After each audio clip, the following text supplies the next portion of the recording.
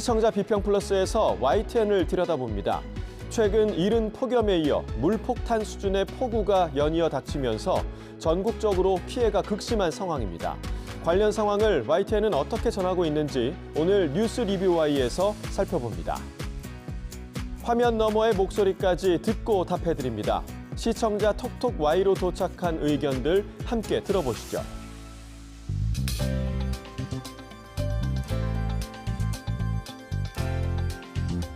시청자 여러분 안녕하십니까? 나경철입니다. 닷새간 쏟아진 기록적인 폭우로 전국 곳곳에 큰 피해가 발생했습니다. 안타까운 인명피해에 깊은 애도를 전하며 아직도 임시주거시설에서 복구를 기다리는 분들이 하루빨리 일상으로 돌아가길 바랍니다. 기후재난으로 더 큰 피해가 발생하지 않도록 신속하고 또 안전한 복구 작업이 이루어지기를 바랍니다. 자, 그럼 이번 주 시청자 비평 플러스 뉴스 리뷰 Y로 시작합니다.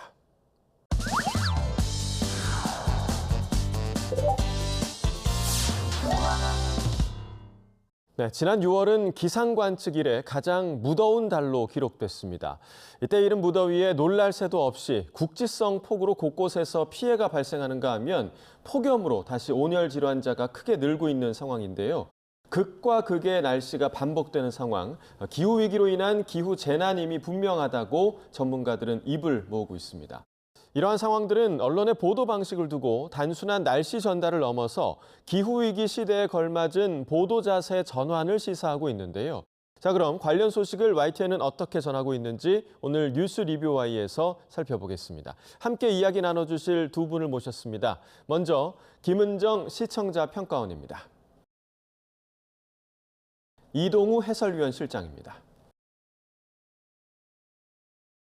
자, 기록적인 폭염과 폭우로 곳곳에서 큰 피해가 났습니다.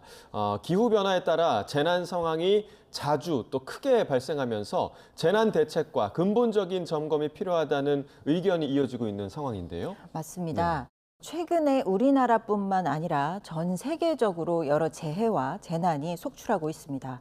막강한 자연의 힘에 대응해서 인간이 할 수 있는 일은 우리가 가진 기술을 총동원해서 자료를 분석하고 상황을 알리고 또 위험을 경고해서 피해를 줄이고 되풀이되지 않도록 대비책을 마련하는 일일 텐데요. 어떠한 사안보다 언론의 역할이 중요한 이슈입니다. 네. 방송 심의에 관한 규정에서는 재난 상황에서 방송의 역할을 규정하고 있습니다. 방송 심의에 관한 규정 24조의 2에서는 방송은 재난, 재해, 민방위 사태, 감염병의 발생을 예방하거나 그 피해를 줄이기 위해서 다음 각 호의 사항을 대비해서 정확한 정보를 제공해야 한다. 이렇게 규정하고 있습니다. 재난, 감염병 등의 발생 진행 상황, 기상 상황 및 기상특보 발표 내용, 재난 유형별 국민 행동 요령, 피해를 예방하거나 줄이는 데 필요한 상황, 재난 상황에서 검증된 정보의 신속한 확산이 가능한 공적 매체, 방송은 재난 발생을 예방하거나 그 피해를 줄이기 위해서 사회적 역할을 담당해야 한다는 것입니다. 오늘은 이러한 기준으로 YTN의 최근 집중 호우와 피해 관련 보도들을 살펴봤습니다. 네, 자 하나하나 이제 살펴볼 텐데요. 먼저 저희 뉴스가 계속해서 이제 생방송으로 진행이 되기 때문에 기상 변화가 급변할 경우에 그때마다 이제 속보가 연이어 들어오곤 하는데요. 자, 이번 폭우에도 24시간 보도 전문 채널로서 실시간 현장 소식을 전할 수 있었던 것 같은데, 자 이런 속보들 좀 어떻게 보셨습니까? 말씀해 주신 것처럼 YTN은 24시간 보도 전문 채널로서의 강점을 최대한 살려서 기상 변화 상황과 당국의 발표를 속보로 알리고 또 반복적으로 전달해서 시청자들이 상황을 인지하고 대비할 수 있도록 도왔습니다. 기습호우 예보가 있을 때마다 또 상황이 변화할 때마다 날씨 예보와 관련 보도 횟수를 늘려서 반복적으로 전달했습니다. 밤사이 경기 남부와 충남에 시간당 80mm의 물폭탄이 예보됐다는 속보가 들어와 있습니다. 조금 전까지는 70mm 처음에 속보 전해드렸고요. 그다음에 95mm 전해드렸고 지금 100mm, 시간당 100mm입니다. 또 갑작스러운 폭우나 침수로 예상치 못한 상황을 맞닥뜨리게 되면 상황에 맞게 빠르게 대처해야 피해를 줄일 수 있습니다. YTN에서는 올여름 장마와 기습호우에 마주하게 될 다양한 상황을 상정하고 또 그 대응 방법을 소개했습니다. 그 중에 눈에 띄는 보도가 있었는데요. 네. 집중호우가 내릴 때 반지하 주택의 침수 위험성과 대피의 어려움을 실험을 통해서 보여준 보도입니다. 반지하로 가정된 실험 세트장에 안전 장비를 착용하고 기자가 직접 침수 시에 직면하게 되는 상황에 대해서 체감하게 해준 보도입니다. 예. 반지하 주택에 빗물이 들이칠 때 탈출이 얼마나 어려워지는지 직접 한번 실험해봤습니다.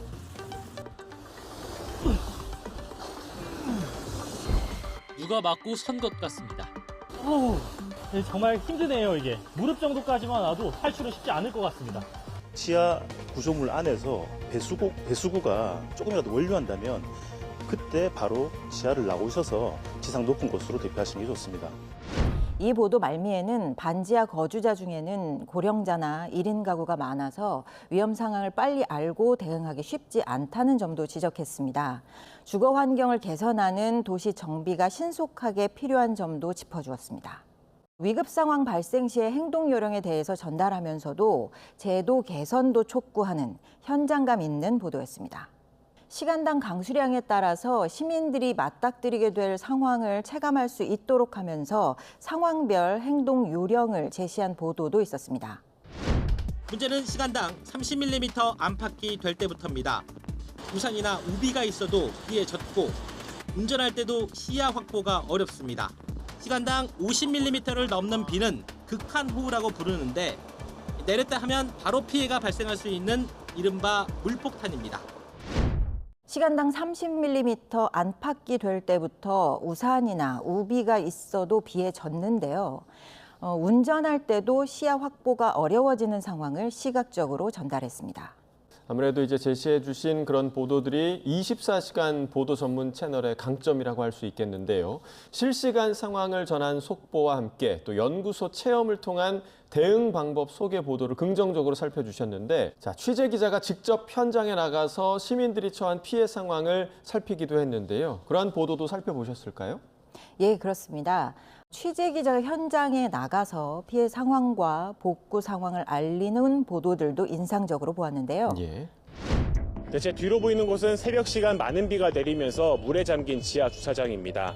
이 주차장 안에는 차가 몇 대 있는지조차 아직 확인되지 않고 있는데요. 지금 제가 나와 있는 이곳 광주 공구의 거리인데요. 공구 점포만 200곳이 넘게 밀집되어 있는 이 장소이기도 합니다. 이렇게 지하실에 물이 가득 차 있는 모습을 확인할 수 있습니다. 290.8mm의 많은 비가 내렸는데요. 그래서 곳곳에서 피해가 속출했습니다. 제가 나와 있는 이곳 산청 딸기 농장이 침수가 된 건데요.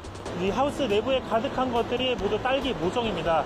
그런데 이 흙탕물을 다 뒤집어 써서 쓸 수가 없게 된 지경입니다. YTN 취재 기자들은 이번 장마와 집중호우로 침수 피해를 입은 지역 곳곳에 나가서 현지 상황을 담고 피해 시민의 목소리도 전했습니다. 비를 맞고 현장 변화 상황을 살피면서 며칠 동안 실시간으로 현장 리포트를 진행한 기자도 있었습니다. 태풍이나 홍수는 해마다 반복되는 자연재해인데요. 장마철이나 태풍이 예고되면 YTN에서는 특별히 재난 준비팀을 따로 꾸리고 또 대비하시는지 궁금합니다. 예, 현재 YTN 보도국 내 재난 준비팀이라는 이름을 따로 꾸려서 준비하고 있지는 않고 있는데요. 하지만 이제 기상특보나 재난 상황이 생길 때는 보도국장이 컨트롤 타워가 돼가지고요. 과학비상부와 사회부, 정보부, 편집부 등이 긴밀하고 유기적으로 방송 계획을 짜고 또 보도를 이어가고 있는 그런 상황입니다. 기후 재난이 갈수록 악화하고 있는 상황인 만큼 YTN 또한 기상 재난 보도의 비중을 더욱 확대할 필요성이 있다고 보고 있는데요. 관련 보도를 적극적으로 늘리고 인력과 장비도 확충해 나갈 계획을 마련하고 있습니다. 또한 현재 과학기상부를 확대 개편해서 기후환경 미디어 센터 등으로 컨트롤 타워를 구성하는 방안도 중장기적으로 논의하고 있는 상황입니다. 더욱더 전문적인 보도를 이어갈 수 있는 상황인데요. 자, 이러한 재난 피해 상황 예고 없이 발생하고요. 실시간으로 변화합니다. 기자가 이런 상황들을 전부 영상으로 담아서 보도하는 건 현실적으로는 굉장히 좀 어려운 일인데요. 이러한 방송 시스템 환경에서 큰 도움을 주는 것이 바로 시청자들의 제보입니다. 이번 폭우 상황도 시청자 제보가 보도 제작에 아주 큰 힘이 됐는데, 자, 관련 보도는 좀 어떻게 보셨습니까? 예, 방금 말씀해 주신 것처럼 시청자 제보 영상들이 현지 재난 상황을 정확하게 알리는데 큰 도움을 주었습니다. 여러 보도에서 시청자 제보 영상이 방송되었는데요. 기자가 제보 영상을 모아서 정리한 보도들이 있어서 특별히 눈에 띄었습니다. 마치 계곡처럼 빗물이 콸콸 흘러내립니다. 쏟아진 비 때문에 우수관에서도 물이 분수처럼 솟아오릅니다. 충남 서산 상황 보시겠습니다. 아침 8시쯤 모습인데 도로가 흙탕물로 뒤덮인 가운데 버스 한 대가 힘겹게 지나갑니다. 육중한 화물차 한 대가 급류에 휩쓸려 떠내려갑니다. 불살이 얼마나 거센지 이내 화물차 앞부분이 부서지기까지 합니다. 이러한 시청자 제보는 여러 의미와 가치를 지닙니다. 무엇보다 피해 상황을 실시간으로 담았다는 점, 그 자체가 사실 기록으로서 또 증거로서 또 정책 수립, 보완을 위한 참고 자료로서 다양하게 활용될 수 있는 아주 귀한 자료입니다. 다만 재난 현장에서 기록보다 제보자의 안전이 우선되어야 합니다. 실제 제보 영상을 보면서도 안전을 우려하게 되는 부분들이 좀 있었습니다. 보도 자막에서도 QR코드를 통해서 방송을 보는 시청자가 실시간으로 제보할 수 있도록 하고 있죠.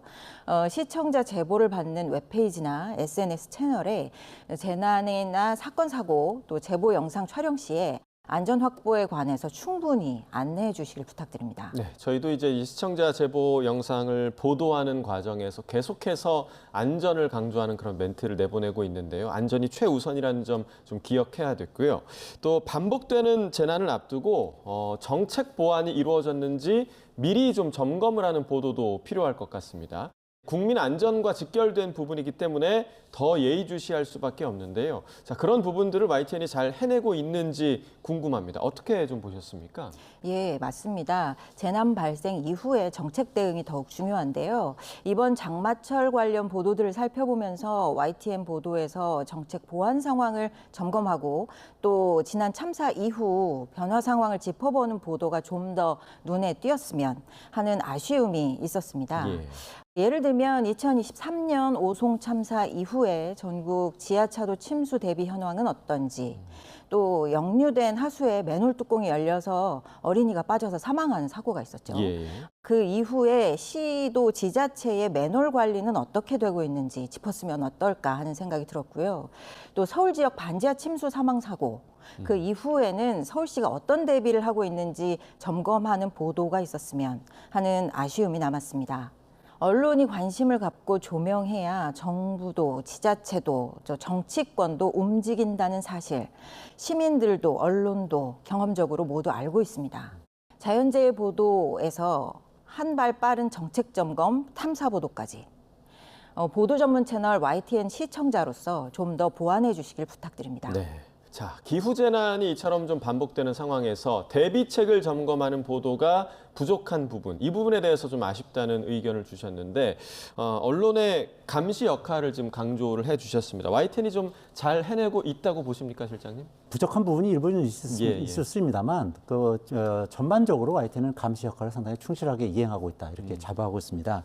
알다시피 이제 폭염은 단순한 이제 더위 문제가 아니고요. 기후 재난의 한 모습이다, 이렇게 판단하고 있거든요. 갈수록 그 악화하는 기후 재난은 모든 국민이 체감하고 있죠.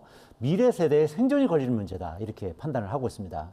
하지만 한편으로는 많은 사람이 당장 시급한 일은 아니다라는 그런 절실함이 좀 부족하기도 하고요. 정부 또한 정책을 펼치면서도 당장의 성과가 나오는 일은 아니다 보니까 보여주기식 그런 정책이 되기도 하는 부분이 있습니다. 이런 부분에 대한 심각한 우려가 필요하고요. 여기에 언론 본연의 역할이 중요하다, 이렇게 판단을 하고 있습니다. 우리를 둘러싸는 모든 환경과 인간은 별개가 절대로 아니고 작은 실천이라도 반드시 바뀔 수 있다는 인식이 정부뿐만 아니라 한 사람 한 사람에게 깊이 심어져야 미래를 지킬 수 있다는 것을 언론에서 계속해서 깊이 있게 다뤄야 한다고 이렇게 판단을 하고 있습니다. YTN은 재난 주간 방송사는 비록 아니지만 재난 보도 책임이 있는 24시간 보도 채널입니다. 예. 그 책임에 걸맞게 그 이상으로 기후 재난에 대한 보도를 더욱 적극적으로 그리고 민감하게 다뤄가도록 앞으로도 더욱 노력하도록 하겠습니다. 예, 자 우리가 요즘 날씨를 중간이 없다 이렇게 표현하기도 하는데요. 말 그대로 극과 극의 날씨가 이제 우리 일상이 됐다고 얘기들을 합니다. 세계적인 이상기후 또 기후변화의 맥락에서 폭넓게 해설하고 또 대응 방법까지 꾸준히 고지하는 그런 보도의 태도가 필요한 시점이라고 할 수 있겠죠? 그렇습니다. 서두에 언급한 재난 보도에 대한 언론의 역할에 입각해서 이번 폭우 피해와 관련된 YTN의 최근 보도들을 살펴보면서 두 가지 정도로 그 결과를 정리할 수 있었는데요. 예. 먼저 YTN 보도가 실시간 기상 상황과 위험 상황 그리고 행동 요령에 대해서 정보 전달 기능에 대해서는 충실하게 수행하고 있다. 이렇게 봤습니다. 그런데 다만 이상기후나 기후 변화의 관점에서의 분석과 대책 마련을 위한 의제 설정 면에서는 좀 아쉽다. 큰 틀에서 이렇게 요약할 수 있겠습니다. 기후변화와 기후위기에 관련해서 이 심각성에 대해서는 어느 정도 공감대가 형성되어 있다고 봅니다. 이제 날씨로 인한 재난 상황에 대한 미시적 취재와 사안별 대응책 촉구에서 한 발 더 나아가서 거시적인 관점에서 기후변화 문제와 연결이 필요한 시점으로 보입니다. YTN에서 환경과 기후 의제를 제기하고 이끌어갈 수 있는 기획 보도를 마련해 주시면 어떨까 하는 바람을 가져봅니다. 우리 일상에서 가까이에서 발생을 하는 자연재해가 결코 일시적인 현상이 아님을 모두 인지해야 할 때인 것 같고요. 기후위기에 대한 경각심을 높이고 또 실질적인 대응책 마련을 촉구하는 언론의 역할을 기대해 보도록 하겠습니다.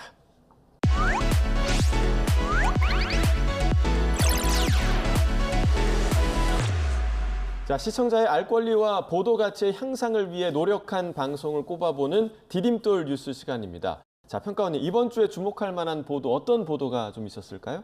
이번 주 디딤돌 뉴스로 오산시 옹벽 사고 소식을 전한 YTN 단독 보도를 꼽았는데요. 예. 7월 16일 큰 비가 내린 경기 오산시에서는 옹벽이 무너지는 사고가 있었습니다. 당시 옹벽이 무너지면서 차량 2대가 매몰됐다는 신고가 접수됐는데요. 40대 운전자 1명이 사망한 안타까운 사고였습니다. YTN은 사고 당일 사건 현장에 출동해서 현장 소식을 전했고요. 이후 후속 취재를 통해서 사고 당시 상황 영상을 확보하고 또 원인을 추론할 수 있는 단독 보도들을 이어갔습니다. 특히 7월 21일 단독 보도에서는 사고가 발생한 이 옹벽에 이미 수년 전부터 붕괴 전조 증상이 있었을 가능성에 대해서 짚고 있습니다. 이 보도에서는 한 인터넷 포털 지도 사이트에서 촬영한 사고 지점 사진을 2013년 시점부터 모아서 분석했는데요. 전문가는 이 사진을 보고 상당히 오랜 시간 물이 새어나왔을 가능성이 있다고 지적했습니다. 이 보도는 향후 진행될 사고 진상조사에도 좋은 참고 자료가 될 것으로 보입니다. 사고의 원인을 찾고 책임 규명을 촉구하는 좋은 취재 보도로 보입니다. 다만 YTN에서 이 사안에 대한 일련의 단독 취재 보도를 이어가는 중에 한 가지 우려되는 부분이 있었는데요. 예. 관련 보도에서 옹벽이 무너지면서 차량을 덮치는 장면을 지속적으로 반복 재생하고 있다는 점입니다. 이 장면은 사망자가 발생한 사고 장면입니다. 유가족들과 사고를 목격하고 충격을 받은 지역 주민들도 고려해야 하고요. 향후 이 사안에 대한 후속 보도는 계속되어야 한다고 봅니다. YTN이 진상규명과 재발방지 대책 수립까지 단독 취재 보도를 이어가 주셨으면 하는 바람도 있고요. 다만 이 부분만 고려해서 사고 영상 사용에는 신중해 주셨으면 좋겠습니다. 네. 자, 향후에 이 사고에 대한 진상조사의 참고 자료로 쓰일 가능성이 있는 만큼 중요한 정보가 저희 단독 취재로 보도가 됐는데 여기에 재난 보도 시 주의점까지 덧붙여서 말씀을 해주셨습니다. 이 사고 책임 규명을 촉구하는 데 큰 도움이 됐으면 좋겠는데요. 자, 그 취재기를 지금 바로 들어보겠습니다. 작년에도 여기서 물이 새고 있었다라고 하면서 네이버 지도 로지부 사진을 동네 주민분이 보여주신 거죠. 배수시설이 정상적으로 돼 있다면 여기가 아니라 배수시설을 통해 물이 흘러나가야 될 건데 왜 여기로 물이 이렇게 계속 새나오고 있는 걸까? 라는 생각이 들었고, 이게 작년 사진뿐만 아니라 더 옛날 사진도 있을 것 같은데 한번 쭉 확인해 보자. 2013년에도 이미 비슷한 자국이 있었고, 가면 갈수록 그 자국이 조금씩 더 진해지는 것 같은 그런 모습을 확인을 했고, 교수님들께 지금 이 틈새에서 계속 물이 새고 있다. 이게 배수가 정상적으로 되고 있어도 이렇게 셀 수 있느냐? 이런 질문을 드리면서 조금씩 더 구체화해 나갔던 그런 상황이었습니다. 물론 이제 국토부와 경찰의 조사와 수사는 별개로 가는 거지만, 이게 언론에서 문제 제기를 해주면 이제 도움이 될 수 있기 때문에 저희도 경찰, 국토부와 발맞춰가면서 동시에 추가적으로 저희가 할 수 있는 일을 계속해 나가려고 합니다. 자, 그럼 오늘 뉴스 리뷰와의 마무리해 보겠습니다. 두 분 오늘 말씀 잘 들었습니다. 고맙습니다.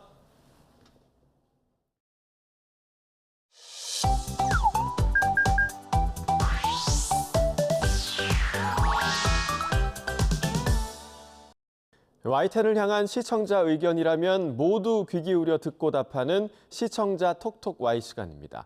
오늘 주목한 시청자 의견을 AI 앵커 Y고가 소개해드립니다. 지금 바로 만나보시죠. 안녕하세요. AI 앵커 Y고입니다. 오늘의 첫 번째 주제는 해파리 출몰에 대한 시청자 의견을 들어봤습니다. 자세한 내용 지금 바로 보시죠.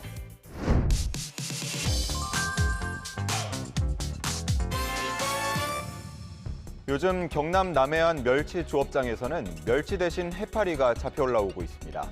계속해서 출몰하는 해파리가 어민들의 조업을 방해하자 조사를 진행하고 대책을 강구하는 소식을 담은 보도가 있었습니다. 상황이 심각해지자 국립수산과학원 연구진은 보름달물 해파리를 살펴보기 위해 현장 조사를 벌였습니다. 인공 구조물도 많고 적당한 수온에 먹이량도 많다 보니 해파리 생활사 단계에서 폴립이 부착할 수 있는 서식 공간이 굉장히 많은 것이 특징이기 때문에 대량 발생하는 경향이 있습니다. 더 큰 걱정은 올여름 남해 수온이 평년보다 높을 것으로 전망된다는 점입니다. 해파리 출몰에 대한 조사 결과를 알리고 앞으로 더 늘어날 수 있음을 알려 당분간 피해가 불가피함을 전한 보도였는데요. 남해안 멸치 조업장에서 보름달물 해파리가 대량 출몰한 소식을 전했는데 정부나 관계기관의 대응책은 어떤 것들이 있는지 궁금증이 남았다는 시청자 의견이 있었습니다. 시청자 톡톡아에서 해파리 출몰에 대한 정부 대응을 알아봤습니다.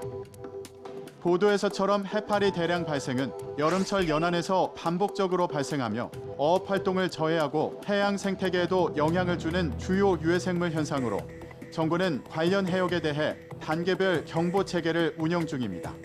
해파리 대량 발생 위기 경보 주의 단계가 발령되면 정부와 지자체는 해파리 특보가 발표된 해역에 예찰을 강화하고 해파리 초동 제거 및 어업인 예방 교육과 홍보를 실시합니다.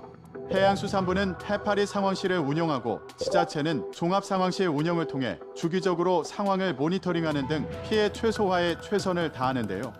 또한 해양수산부는 지난 6월 전남 고흥군 등량만 일대에서 전라남도, 고흥군 지역 법인 등이 참여한 가운데 2025년 해파리 대량 발생 재난 대비 민관 합동훈련을 실시했습니다. 이번 훈련은 2024년 개정된 재난안전법 시행령에 따라 해파리 대량 발생이 새롭게 자연재난에 포함된 이후 첫 공식 대응 훈련이었는데요. 훈련에는 총지휘선, 예찰선 등 10척의 선박을 투입해 예찰 활동을 통한 해파리 개체수 및 크기 확인, 분쇄기를 장착한 정화선을 통한 포획 해파리 처리, 절단망을 설치한 어선을 이용한 해파리 제거 작업 등을 실시했다고 합니다.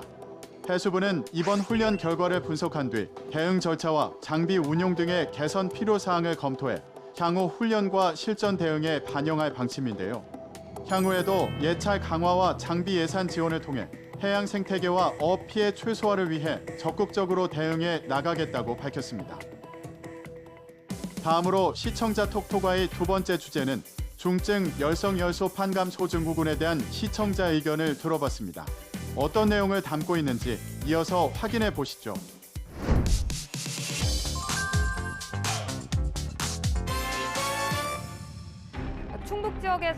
충북에서 중증 열성혈소판 감소증후군 환자가 발생해 이를 치료하던 의료진들이 2차 감염됐다는 소식을 전한 보도가 있었습니다. 질병관리청은 지난 11일 충북 청주 상급종합병원 중환자실에서 숨진 중증열성 혈소판 감소 증후군 환자를 치료했던 의사와 간호사 등 의료진 7명이 발열과 근육통 등 증상을 보여서 검사한 결과 감염 사실이 확인됐다고 밝혔습니다. 이들은 중환자실 안에서 기관 내 삽관, 인공호흡기 적용, 심폐소생술 등 장시간 처치를 하는 과정에 환자의 혈액과 체액에 노출된 거로 조사됐습니다. 의료진들이 집단으로 2차 감염된 과정과 현재 상태를 전하고 역학조사가 진행 중임을 알린 보도였는데요. 중증열성 혈소판 감소 증후군 환자를 진료하던 의료진이 2차 감염된 소식을 전했는데 생소한 질병이라 간단하게라도 질병에 대한 정보를 준다면 뉴스를 이해하는 데 도움이 될 것 같다는 시청자 의견이 있었습니다. 시청자 톡톡아이에서 중증 열성 혈소판 감소 증후군 SFTS에 대해 알아봤습니다. 중증 열성 혈소판 감소 증후군 SFTS는 바이러스를 보유한 진드기인 작은 소피참 진드기에 물린 후 5일에서 14일의 잠복기를 지나고 열, 설사, 근육통 등의 증상이 나타나는 질병입니다. 중증으로 진행될 경우 치명률이 약 12에서 47%로 높으며 주로 4월부터 11월 중에 환자가 발생하는데요. SFTS는 치료제나 백신이 없어 진드기에 물리지 않는 것이 최선의 예방법입니다. 올해 SFTS 첫 환자는 호남권에서 4월 보고된 이후 7월 1일 기준 14명의 환자가 보고됐고 5월 이후 환자 발생이 크게 증가하면서 전년 동기간에 비해 발생 규모가 증가했는데요. 지난해 호남권에서 발생한 SFTS 환자 29명의 감염 위험 요인 분석 결과 모두 풀이 무성한 환경과의 접촉력이 있는 것으로 분석됐는데요. 호남권은 농업 활동의 규모가 크고 수풀과 산림에 인접한 거주 환경, 고령 인구의 비중이 높아 SFTS 등 진드기, 매개 감염병의 발생 위험이 높은 지역이므로 야외 활동 시에는 예방 수칙을 준수해야 합니다. 예방 수칙을 자세히 살펴보면 진드기 노출 방지를 위해 흰옷, 모자, 양말 착용 및 기피제 사용하기, 진드기가 붙어있을 수 있는 야생동물과 접촉하지 않기, 야외 활동 후에는 입었던 옷을 세탁하고 목욕하기, 농작업 및 야외 활동 후 2주 이내 발열, 오한, 설사, 근육통 등 증상 발생 시 즉시 의료기관 방문하기 등이 있습니다. 마지막으로 오늘 시청자 톡톡아의 세 번째 주제는 모기 방제에 대한 시청자 의견을 들어봤습니다. 이어지는 내용도 지금 바로 만나보시죠.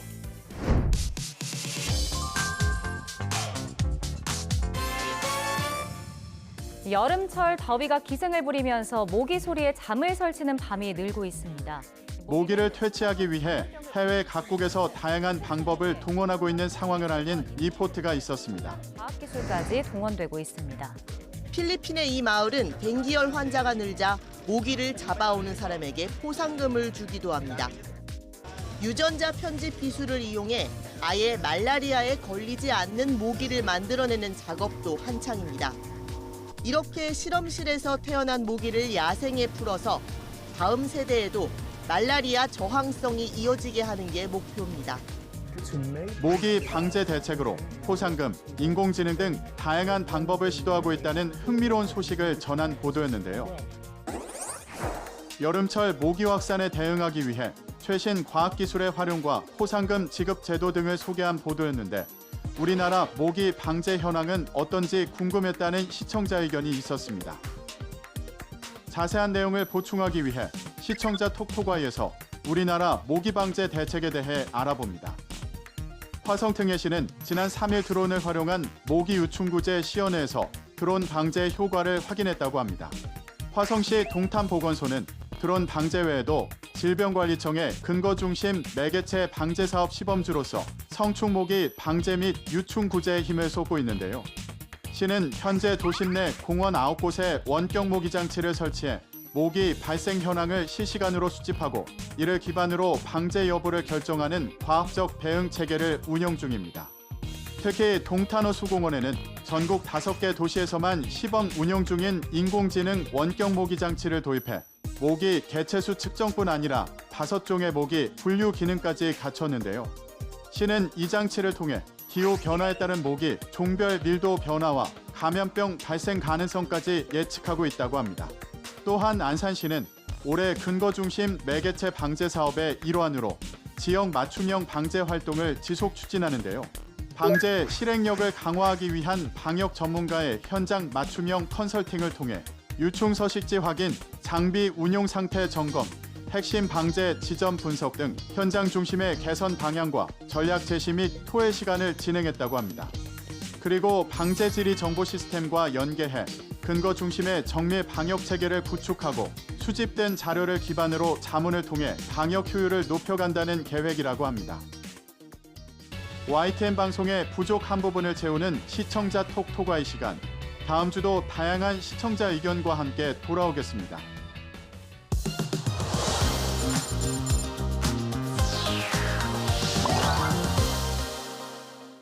시청자 목소리로 YTN을 되돌아봅니다. 방송에 대한 여러 의견들 SNS와 홈페이지를 통해 남겨주시고요.